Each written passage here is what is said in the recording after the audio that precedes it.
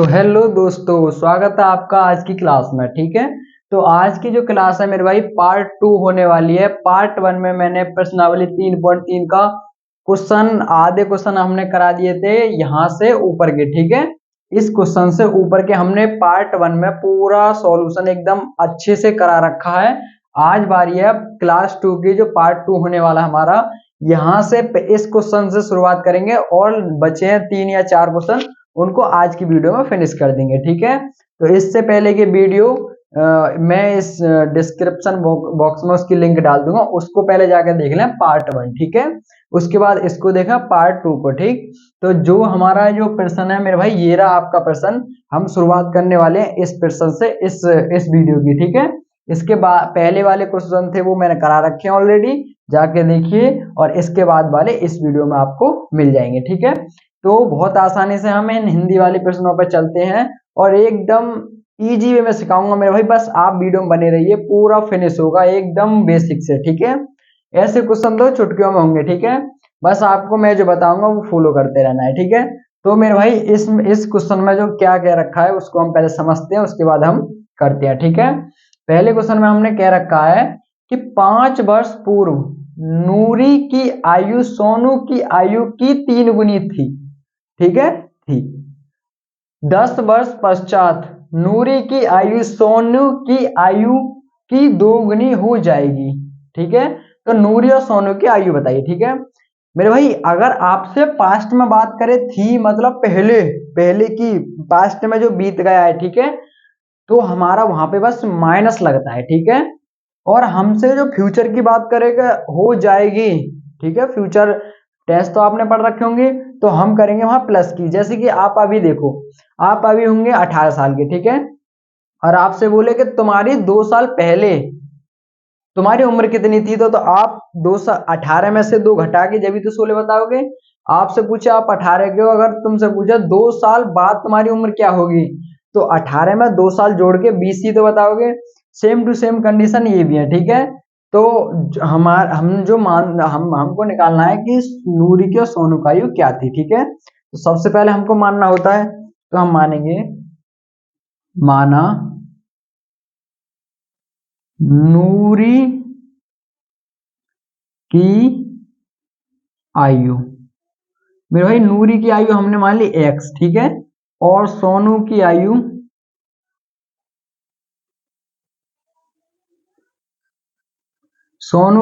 मेरे भाई क्या मान लिया हमने 22। ठीक है, अब हमसे क्वेश्चन जो कह रहा है बस हमको उसको फॉलो करते रहना है। ठीक है, हमसे बोला 5 वर्ष पूर्व। ठीक है, हमसे अगर पूर्व या पहले, ठीक है मेरे दोस्त, पूर्व या पहले इसका मतलब पास्ट की बात करें, मतलब हमने जो उम्र बिता दी है। ठीक है, तो वहां पे हम सिंपली हमको क्या करना पड़ेगा, घटाना पड़ेगा बस। ठीक है, हम तो बोले बाद या पश्चात, बाद या पश्चात। ठीक है, बाद या पश्चात में हमको क्या करना पड़ेगा, हमको करना पड़ेगा जोड़ना पड़ेगा। ठीक है, उम्र को जोड़ना पड़ेगा। बस ये मेन टॉपिक है दो, बाकी बात पूरा क्वेश्चन में कुछ है ही नहीं। ठीक है, तो हमसे बोल रहा है 5 वर्ष नूरी की आयु। ठीक है, तो हमको पहले तो 5 वर्ष, ठीक है, 5 वर्ष पूर्व निकालनी पड़ेगी कि नूरी की आयु 5 वर्ष पूर्व में, या का मतलब पहले क्या थी। ठीक है, जब ये तो हम बता पाएंगे, तो हम लिखेंगे यहाँ पे 5 वर्ष पूर्व नूरी की आयु। ठीक है, तो मेरे भाई हमको पता है पूर्व या पहले में हम x माइनस 5। ठीक है, तो जो भी उसकी वर्तमान आयु होगी, आपकी 18 है, अगर आपसे कोई 2 साल पीछे पूछे तो हम 18 में से 2 घटाएंगे। तो हमने मान रखा था x, और उससे पूछा 5 वर्ष पहले की, तो x में से हमने 5 घटा दिया, नॉर्मल, कोई कंफ्यूजन नहीं। ठीक है, सेम टू सेम सोनू की आयु। ठीक है, 5 वर्ष पूर्व सोनू की आयु। ठीक है, तो उसकी भी 22 माइनस के 5। ठीक है, ये हमने निकाल दी। ठीक है, अब जो हमसे क्वेश्चन बोल रहा है खाली हमको उसको कॉपी करना है। ठीक है, हमसे क्या बोल रहा है, 5 वर्ष पूर्व, ठीक है, नूरी की आयु, तो हमको पता है नूरी की आयु क्या थी, x माइनस 5, तो हम लिख देंगे यहाँ पे x माइनस 5 बराबर, ठीक है। तुरंत हमको बराबर लगाना होता है, पिछली वीडियो में हमने बता रखा है आराम से, ठीक है। तो हमको अब उसके बाद में नूरी की आयु हमने लिख दी बराबर सोनू की आयु। सोनू की आयु क्या है मेरे भाई, बाई माइनस के 5, ठीक है। सोनू की आयु जो जो बोल रहा है उसके हमें लिखते रहना है, ठीक है। आयु की 3 गुनी है, तो इसका मतलब इसमें 3 गुनी, मतलब गुनी का मतलब गुणा, ठीक है। तो हमने इसमें 3 की गुणा कर दी, ठीक ठीक है दोस्तों। तो हमको क्या करना पड़ेगा, x माइनस के 5 बराबर पहले गुणा इसकी इसमें हो गया, फिर इसकी इसमें, तो 3y हो जाएगा यहाँ पे, और यहाँ पे 5 तिया 15, ठीक है। यहाँ पे हमको x को इधर लाना पड़ेगा और इस 5 को माइनस के इधर। तो आपको पक्षांतर आराम से आने चाहिए मेरे भाई, पक्षांतर नहीं आते तो आपको बहुत सिंपल सीखना पड़ेगा, ठीक है। तो यहाँ पे हमारी x है, इधर आएगी माइनस की, तो यहाँ माइनस के 3y हो जाएंगे बराबर, यहाँ पे माइनस के 15 है और ये माइनस के इधर जाएंगे तो ये प्लस के 5 हो जाएंगे। तो नॉर्मली हमारा फॉर्मूला लेकर के आया x माइनस के 3y बराबर के माइनस के 10, ठीक है। ये हमारा समीकरण नंबर 1 हो गया, ठीक है। ओके, तो हमारा ये समीकरण नंबर 1 बहुत आसानी से निकल आया, ठीक है।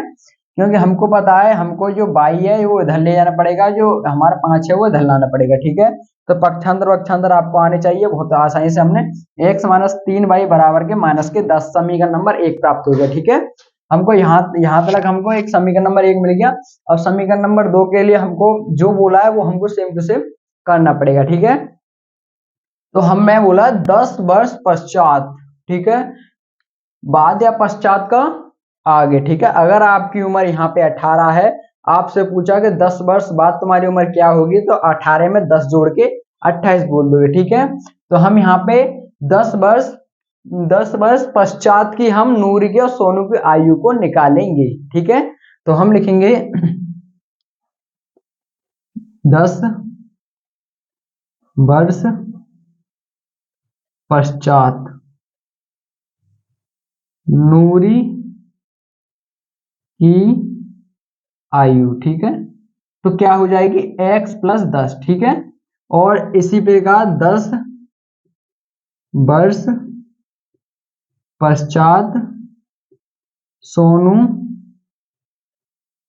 की आयु मेरे भाई 10 plus x plus 10 by plus 10, ठीक है, बाई प्लस 10, ये उनकी 10 वर्ष होगी, ठीक है। जो आपसे बोला है वो करते रहना है। 10 वर्ष नूरी की आयु, ठीक है। तो नूरी की आयु है x प्लस 10 बराबर सोनू की आयु, सोनू की आयु है हमारे पास 22 प्लस 10 की दोगुनी हो जाएगी, ठीक है। दोगुनी का मतलब इसमें गुणा किसकी होगी, 2 की, ठीक है। तो x प्लस 10 बराबर के पहले इसकी इसमें तो 2y, फिर इसकी इसमें तो फिर आएगा 20, ठीक है। यहाँ पे x माइनस के यहाँ पे 2y इधर पक्षांतर करेंगे, 20 माइनस के 10 इधर पक्षांतर करेंगे, x माइनस के 2y बराबर के क्या हो जाएगा, 20 में से 10। बहुत आसानी से हमने समीकरण नंबर 1 और 2 निकाल लिए, ठीक है। बस अब तो कुछ होना नहीं है। पिछली प्रश्नावली और इस प्रश्नावली में आपने समीकरण हल करने सीख चुके हो बहुत आसानी से। समीकरण नंबर 1, समीकरण नंबर तुम अब आपकी चॉइस है, या तो आप प्रतिस्थापन से करो या विलोपन से करो, ठीक है, एज योर बेस्ट, ठीक है। तो हम किसी से भी कर सकते हैं बहुत आसानी से, ठीक है। तो हमको समीकरण नंबर 1 और समीकरण नंबर 2 पता है क्या है। हमारे पास समीकरण नंबर 1 है x माइनस के 3y बराबर के माइनस के 10। समीकरण नंबर 2 है x माइनस के 2y बराबर के प्लस के 10, ठीक है। अब हमको क्या करना पड़ेगा, हम यहाँ पे विलोपन विधि लिख देंगे, विलोपन विधि से, ठीक है। हम विलोपन विधि से सॉल्व कर रहे हैं इसको, ठीक है।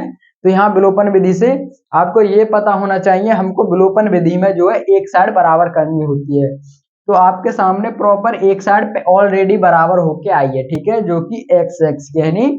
फिर उसके बाद हमको चिन्ह देखने पड़ते हैं, अगर चिन्ह सेम है तो हमको वो समीकरण घटाना पड़ता है, अगर चिन्ह सेम नहीं है, विपरीत है, तो हमें सिंपल जोड़ना पड़ता है, ठीक है।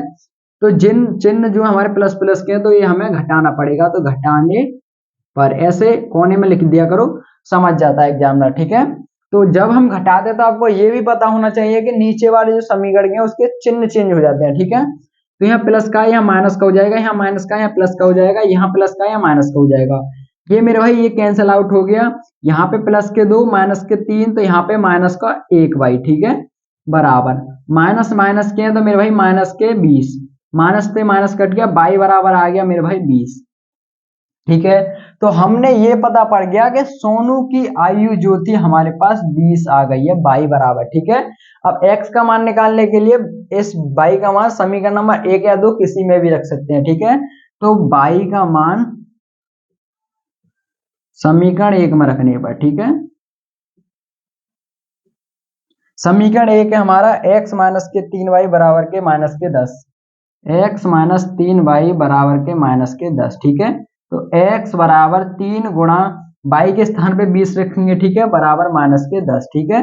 तो x बराबर यहाँ 30 20 की 3 में करेंगे तो 20 दिया 60, 60 बराबर माइनस के 10, ठीक है। तो x बराबर माइनस के 10 और यहाँ प्लस के 60, ठीक है, क्योंकि हमारे पास वहां पे जाएगा तो ये प्लस का हो जाएगा, ठीक है। तो x बराबर आ गया हमारे पास 50, ठीक है। तो हम कह सकते हैं कि यहाँ पे जो नूरी की आयु थी वो क्या थी, वो थी हमारे पास 50, ठीक है। ठीक मेरे दोस्त, अबे लिख जा। तो हमको ये पता पड़ गया इसकी सहायता से कि नूरी की आयु 50 थी और सोनू की आयु 20 थी, ठीक है। होप करता हूँ ये क्वेश्चन आपको बहुत ही अच्छा समझ में आया होगा, ठीक है। और नोट कर ले, हम चलते हैं अपने नेक्स्ट क्वेश्चन पर।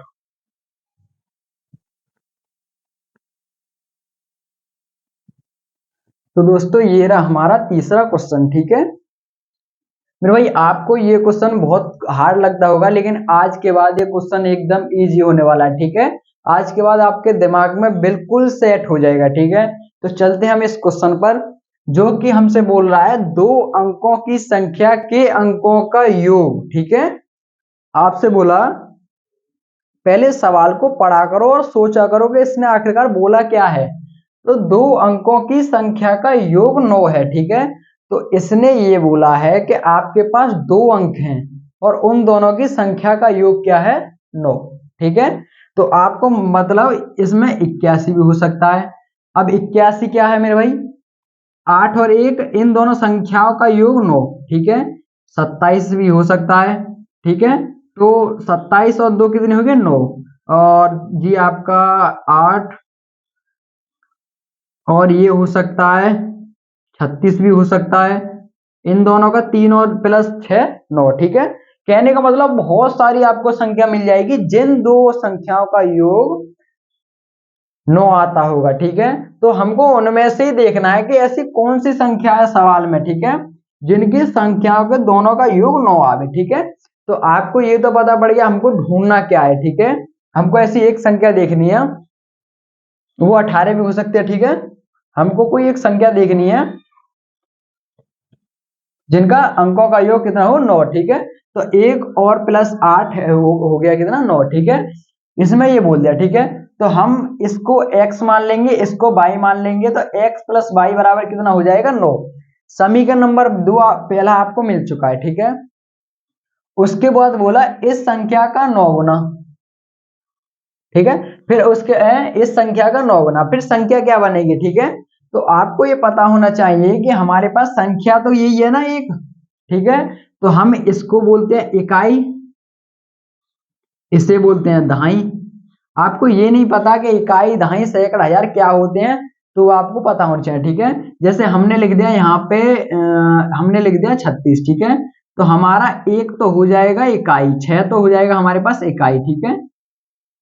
और जो 3 हो जाएगा इसको हम लिख सकते हैं 3 गुणा 10, ठीक है। तभी हमारे पास ये दहाई, ये जो 10 है ना, यही होती है हमारे पास दहाई, ठीक है।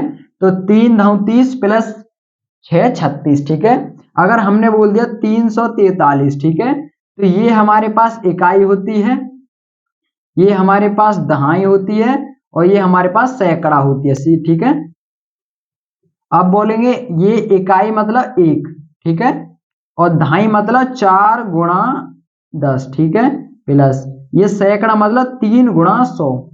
तो आपको ये पता पड़ेगा सैकड़ा पे 100 की गुणा होती है, दहाई पे 10 की गुणा होती है और इकाई पे 1 की मतलब कुछ भी गुणा नहीं होती। ठीक है, इस फिगर से मैंने आपको ये बताया कि जो हमारी संख्या बनेगी ये हमारे खाली अंक है और संख्या जो बनेगी वो हमारी इकाई और दहाई के अंक से बनेगी। ठीक है, अगर हमने इकाई x माना तो दहाई हमको 10 बाई माननी पड़ेगी, क्योंकि दहाई के अंक पे हमारे पास 10 की गुणा होती है।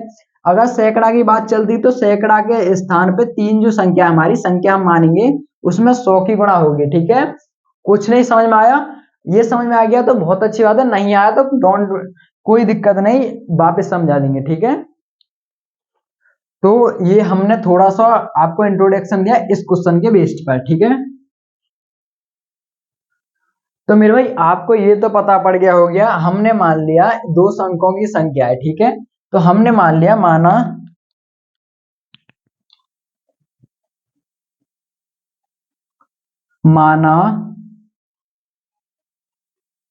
इकाई का अंक। ठीक है, इकाई का अंक मान लिया हमने x। ठीक है, दहाई का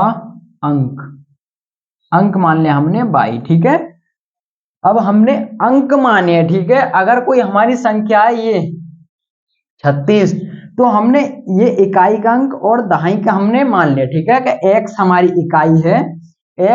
इकाई है, और y हमारी दहाई है। ठीक है, अब पूरी अगर हम संख्या देखें तो ये हमारी x, ये गुणाई तो होनी है इसमें y, और जो हमारी अगर हमने 36 में हमने x मान लिया, इकाई का अंक x है, दहाई का अंक y है, तो इसका मतलब y गुणा x। ठीक है, तो y हमने 3 माना था और ये 6, तो 3 6 18, ये तो 18 हुए, लेकिन है कितनी 36। ठीक है, तो हमको यहाँ पे जो ढाई का अंक हमने जो माना है ना, तो संख्या के तौर पे इसमें हमें 10 की गुणा भी करनी पड़ेगी। ठीक है, जब हम इसमें 10 की गुणा कर देंगे तो 3 9 30 प्लस 6 36, जब होगा हमारे पास 36।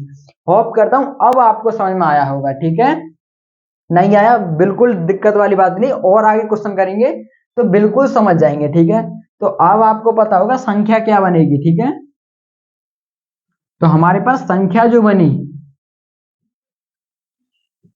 संख्या मेरे भाई बन गई आपके, इकाई का अंक तो हमारे पास x है और दहाई के अंक पर 10 की गुणा होगी, जब हमारे पास पूरी संख्या आएगी कि हमारी दो अंकों की संख्या x प्लस 10 बाई। ठीक है, बस। ठीक है, संख्या आ गई हमारे पास, अंक भी आ गए। अब जो हमसे सवाल में बोला है खाली हमको वो करते रहना है। ठीक है, तो हमको पहले सवाल में बोला दो अंकों का योग 9 है। ठीक है, तो एक अंक ये रहा x प्लस बाई बराबर के 9, समीकरण नंबर 1। दूसरे में इस संख्या का 9 गुना, किसका मेरे भाई, इस संख्या जो हमने संख्या बनाई थी इस संख्या का 9 गुना। ठीक है, तो x प्लस 10 बाई बराबर इस संख्या कितना 9 गुना, तो 9 की गुणा बराबर संख्या के अंकों को पलटने से। ठीक है, अब मेरे भाई आपको ये पता होना चाहिए कि यहाँ 10। ठीक है, अब इसने बोला संख्या के अंक पलटने हैं। ठीक है, तो हमको ये बाई इधर करना पड़ेगा, अंक पलटने, तो अंक तो हमारे पास x और y है और x हमको यहाँ करना पड़ेगा। ठीक है, तो हमारे जो संख्या के अंक थे वो आराम से बदल गए। ठीक है, तो हमारे जो अंक बदल गए वो रे पलटने पर। ठीक है, पलटने पर ये आए। ठीक है, संख्या हमारी ये है। ठीक है, तो हमसे जो इस संख्या का 9 गुना हमने कर दिया बहुत आसानी से। फिर संख्या के अंकों से पलटने पर क्या बना, बाई प्लस के 10x। ठीक है, बनी संख्या का 2 गुना, तो इस संख्या का क्या है मेरे भाई 2 गुना, वह संख्या ज्ञात कीजिए, बस बात खत्म। हमको यहां से दूसरा समीकरण मिल जाएगा, इस संख्या में 9 की पहले इसमें होगी फिर इसमें। ठीक है, तो यहाँ पे हो जाएगा 9x और 9 दाऊं 90 बाई। ठीक है, बराबर। ठीक है मेरे दोस्त, 9 दही 90 और 9। ठीक है, अब इसमें 2 बाई और फिर इसमें करेंगे गुणा, तो 2 2 पन्ना 20x। ठीक है, 2 दाऊं 20। ठीक है, होप करता हूं समझ में आया होगा। ठीक है, तो अब हमको क्या करना पड़ेगा, हमको पक्षांतर करना पड़ेगा। ठीक है, तो हमको 9x प्लस के 90 बाई माइनस के 2y माइनस के 20x, ठीक है, बराबर के 0। तो आपको साफ साफ पता पड़ रहा होगा कि यहाँ पे जो माइनस के 20 है, यहाँ प्लस के 9 है, तो हमारे पास बचेगा 11x माइनस के, ठीक है। यहाँ पे 90 और 90 में से 2 घटाएंगे तो यहाँ बचेगा 88y, ठीक है, 88y बचा बराबर के 0, ठीक है। हम इधर करते हैं, ठीक है। तो यह हमारे पास 11x और यहाँ पे प्लस के 88y, ठीक है, बराबर 0। 11x, अब हम 88 को इधर ले जाएंगे तो यहाँ माइनस के 88y हो जाएगा, माइनस से माइनस कटा, और अब हमारे पास 11 88, तो यहाँ पे x बराबर 8y आ गया, ठीक है, समीकरण नंबर 2, ठीक है। हमने बहुत आसानी से ये समीकरण बनाया, बहुत अच्छे, ठीक है। इसकी इसमें गुणा करी, इसकी इसमें गुणा करी, फिर इसकी इसमें गुणा करी, इसकी इसमें गुणा करी, ठीक है। दोनों वैल्यूओं को पक्षांतर कर दिया तो ये जो प्लस की थी वो माइनस हो गई, ठीक है। फिर हमने 20 में से 9 घटाया तो माइनस के 11 आ गई, 90 में से 2 घटाया तो 88 आ गया, ठीक है। अब हमने जो यहाँ पे हमने जो है ये पक्षांतर करके इधर कर दिया, तो हमारे पास ये 88y बचा, माइनस से माइनस कट गया और इसमें 11 में आके भाग लग गया, तो 11 × 88, तो हमारे पास x बराबर 8 आ गया, ठीक है। अब हम यहाँ पे क्या करेंगे, हमको संख्या निकालनी है, तो हमको x का मान समीकरण नंबर 1 में रखना पड़ेगा, ठीक है। तो हम रखेंगे x का मान समीकरण 1 में रखने पर, ठीक है। समीकरण 1 है हमारे पास x प्लस y बराबर के 9। तो हमको यहाँ पे x के स्थान पर 1 रख देना था, तो 8y प्लस के 8y बराबर 9, ठीक है। तो हमको यहाँ पे देखो y 9y बराबर के 9, तो y बराबर के 9/9, ठीक है, 9 × 9, तो y बराबर यहाँ पे आ गया 1, ठीक है। तो हमारे पास बहुत आसानी से हमने y का मान निकाल लिया, ठीक है। अब हमको y का मान समीकरण नंबर 2 में रखना पड़ेगा, ठीक है। y का मान समीकरण 2 में रखने पर, ठीक है। समीकरण 2 है x बराबर 8y, ठीक है।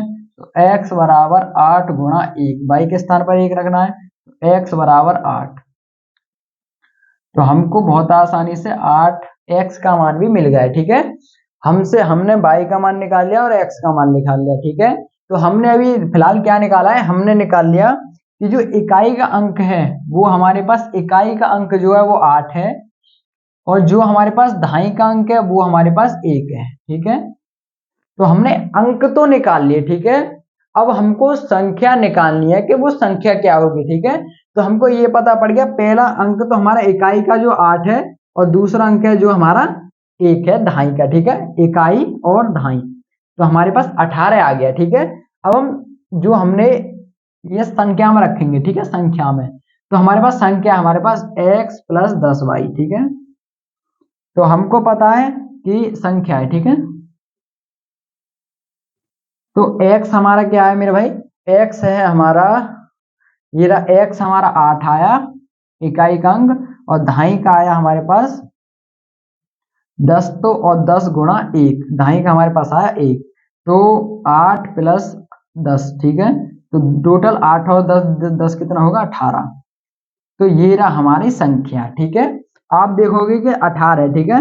9 और 8 दोनों अंकों का योग कितना बैठ रहा है हमारे पास, इस फॉर्मूले के हिसाब से 8 और 1 9, ठीक है। तो हमारा सूत्र में हमने देख भी लिया कि हाँ हमारा करेक्ट आंसर है, ठीक है। होप करता हूँ ये क्वेश्चन आपको बहुत अच्छा लगा होगा, ठीक है। हम चलते हैं हमें नेक्स्ट क्वेश्चन पर।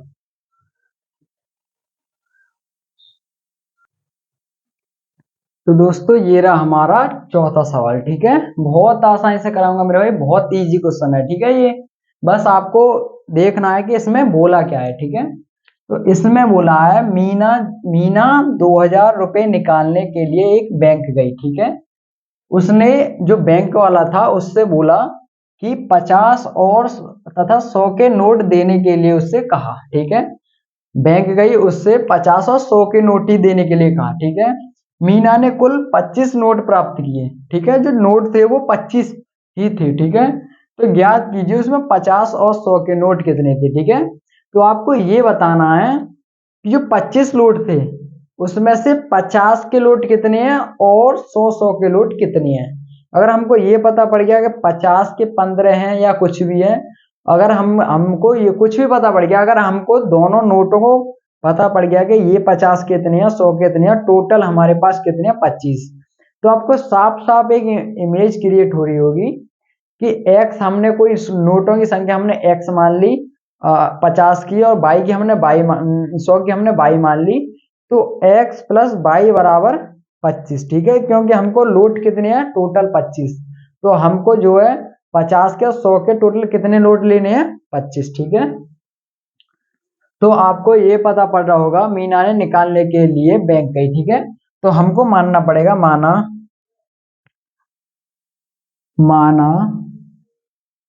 50 के नोटों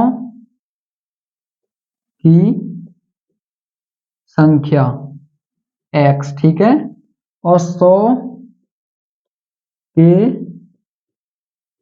नोटों की संख्या y। ठीक है, 50 के नोटों की संख्या क्या है मेरे भाई, हमारे पास 50 के नोटों की संख्या x है और 100 के नोटों की संख्या y। ठीक है, तो हमारा समीकरण नंबर 1 क्या कहता है, समीकरण नंबर 1 बनेगा हमारा 2000 रुपए से निकाल ले तो 50 के थे x, तो हमारे पास यहाँ पे हो जाएगा 50x प्लस 100y बराबर के 2000। ठीक है, समझ गए, तो उसने 50 के और 100 के बराबर 2000 रुपए निकाले। ठीक है, तो हम इसको और सॉल्व कर सकते हैं, 50 का पूरे में भाग दे दें। ठीक है, तो कॉमन ले लेंगे हम 50, यहाँ x बचेगा खाली, यहाँ पे 2y बचेगा, और यहाँ पे जब हम 50 का देंगे तो यहाँ पे 5 से 5 40 बचेगा। ठीक है, 40। ठीक है, ये हमारे पास समीकरण नंबर 1 हो गया। ठीक है, कोई दिक्कत नहीं, 50 के नोट 100 के नोट बराबर 2000 रुपए निकाले। ठीक है, अब उसने कहा कि जो हमारे नोट थे वो 25 हैं कुल, तो हमारे पास 25 नोट कैसे आएंगे, तो x प्लस बाई 50 के नोट 100 के नोट बराबर नोट कितने हैं टोटल 25। ठीक है, तो समीकरण नंबर 2। ठीक है,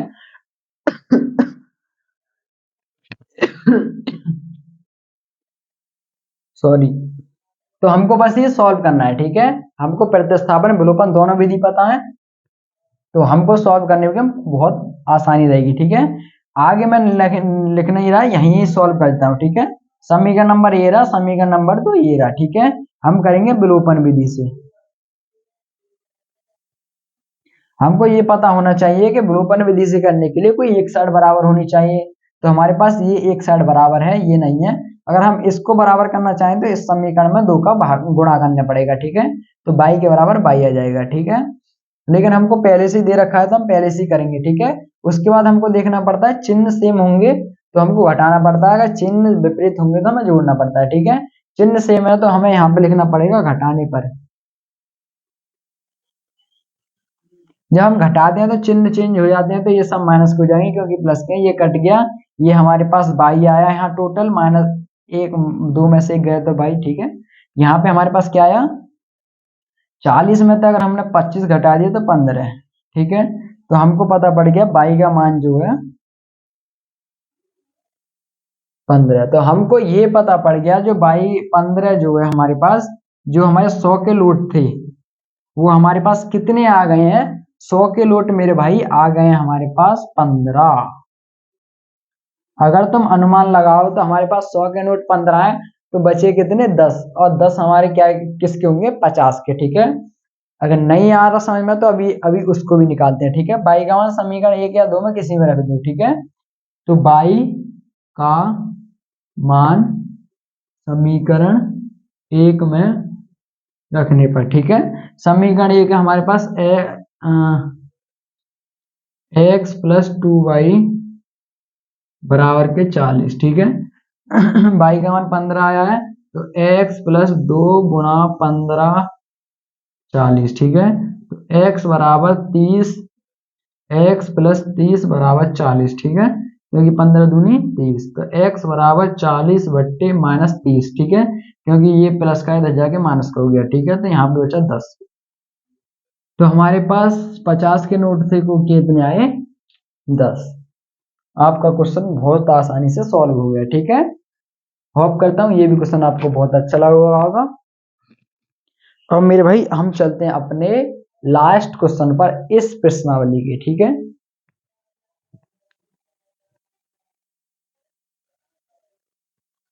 तो दोस्तों ये रहा हमारा इस प्रश्नावली का लास्ट क्वेश्चन, ठीक है।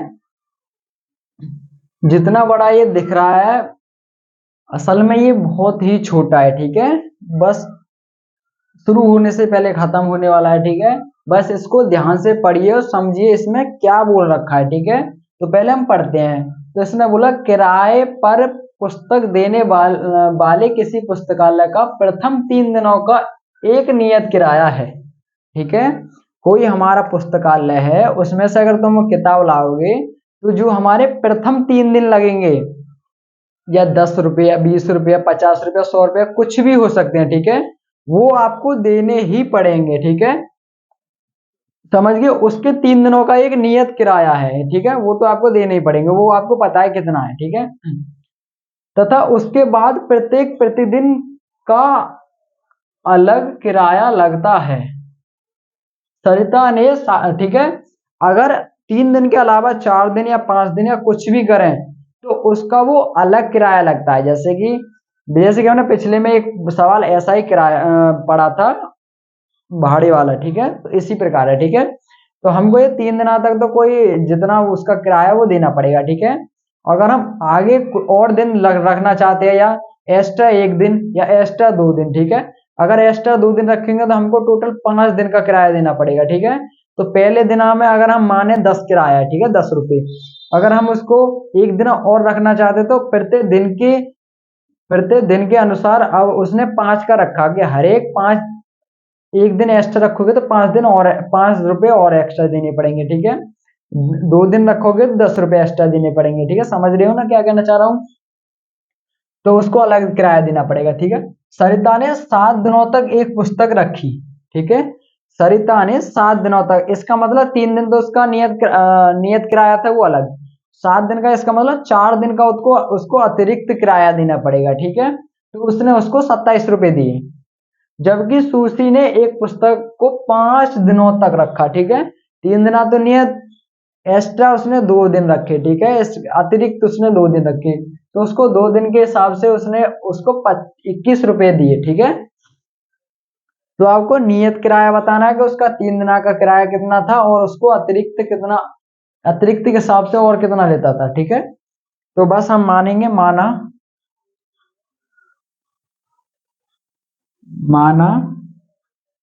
नियत किराया, ठीक है। नियत किराया हमने x मान लिया और अलग अतिरिक्त किराया, ठीक है, उसका हमने मान लिया y, ठीक है।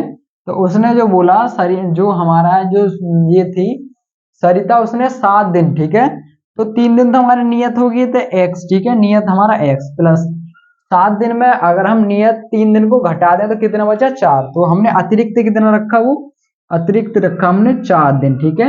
उसने टोटल कितने दिए 27 रुपए, ठीक है। तो समीकरण नंबर फर्स्ट। उसके बाद सुशी ने 5 दिन, तो हमको एक नियत किराया तो है x, ठीक है, हमने x तो एक नियत किराया तो 3 दिन का तो हमको अलग देना पड़ेगा, और एक्स्ट्रा कितने रखे उसने अतिरिक्त 2 दिन, ठीक है। तो प्लस 2y बराबर के उसने कितने रुपए दिए उसके 21, ठीक है, तो 21, ठीक है। तो हमको समीकरण नंबर 2 मिल गया, ठीक है। अब आपको विलोपन विधि या प्रतिस्थापन विधि किससे भी कर सकते हैं, ठीक है, तो हम यहीं पे कर देते हैं विलोपन विधि से, ठीक है, विलोपन विधि, ठीक है। तो हमको ये पता है 60 बराबर होने के लिए हमको घटाना पड़ता है घटाने पर, ठीक है। तो हमको ये चिन्ह चेंज हो जाएंगे तो ये सब माइनस के हो जाएंगे, तो ये कट गया, ठीक है। यहाँ पे हमारे पास 2y बचा, नीचे माइनस के 2 है, ठीक है। यहाँ पे 27 में से 21 गए तो हमारे पास बचेगा 6, तो y बराबर आ गया हमारे पास 6/2 y बराबर आ गया हमारे पास 3। ठीक है, तो y बराबर हमारे पास 3 आ गया। ठीक है, तो हमको जो अतिरिक्त किराया देना पड़ता था तो मेरे भाई वो तो हमको, अब हमको ये पता पड़ गया जो हमारे 3 दिन तो नियत थे, उसके अलावा अगर आप एक और दिन रखना चाहोगे तो 3 रुपए देने पड़ेंगे, 2 दिन रखना चाहोगे तो छह रुपए देने पड़ेंगे, 3 दिन रखना चाहोगे तो 9 रुपए देने पड़ेंगे। ठीक है, 3-3 रुपए के हिसाब से आपको देने पड़ेंगे। अब आपको एक्स का मान निकालने के लिए किसी एक समीकरण में y का मान रखना पड़ेगा। तो y का मान समीकरण 1 में रखने पर, ठीक है, समीकरण 1 हमारे पास x प्लस 4y बराबर के 27। ठीक है, तो हमको x प्लस 4 गुणा y का मान क्या है 3 बराबर 27। ठीक है, तो x बराबर x प्लस 4×12 x बराबर 27 माइनस के 12। ठीक है, इधर आके माइनस हो जाएगा, तो हमारे जो है 27 में से 12 गए तो हमारे पास बचेंगे 5-15। ठीक है, तो ये हमारे पास जो नियत भाड़ा था 3 दिन का जो भाड़ा था तो वो आ गया हमारे पास 15। ठीक है, 5 से 15 बस। ठीक है, तो हमको पता पड़ गया नियत भाड़ा था 15 और अतिरिक्त भाड़ा था। ठीक है, तो हमको ये पता है, देखो अब हमको ये साबित करके दिखाते हैं। ठीक है, तो हमको पता था उसने 7 दिन तक रखे। ठीक है, तो उसने जब 7 दिन तक रखा तो 7 दिन के 15 रुपए तो 3 दिन के देने पड़ेंगे इसमें से, और 4 दिन एक्स्ट्रा। ठीक है, 4 दिन एक्स्ट्रा देने पड़ेंगे, तो यहाँ हम रखेंगे तो 4×12 और 15 में हम 12 जोड़ेंगे तो 27 होता है। ठीक है, तो उसने इसलिए 27 दिए।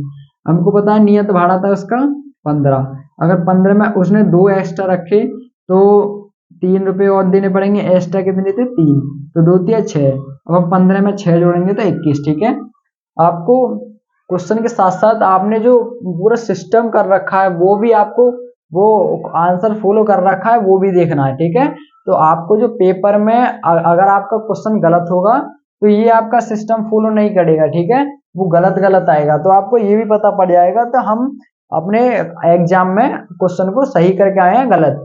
अगर आपको ये देखो, अगर हमारे यहाँ पे उल्टे सीधे सवाल आते, ठीक है, तो हमको नियत किराया और अतिरिक्त किराया जोड़ घटा के गुणा भाग करके 27 नहीं आना चाहिए था ना, लेकिन आ रहा है, तो इसका मतलब हमको हमको वो भी देखने की जरूरत नहीं है जो हमारा उत्तरमाला होता है। ठीक है, हम इस सवाल के अंदर से ही हम अपना आंसर ढूंढ के हम आंसर को यहीं सही कर सकते हैं। ठीक है, तो हमको ऐसा बनना है जो हमको ऐसे ऐसे क्वेश्चन करने हैं जो हमको उत्तरमाला देखने की जरूरत ही ना पड़े। ठीक है, तो होप करता हूँ ये पूरा प्रश्नावली आपको समझ में आया होगा।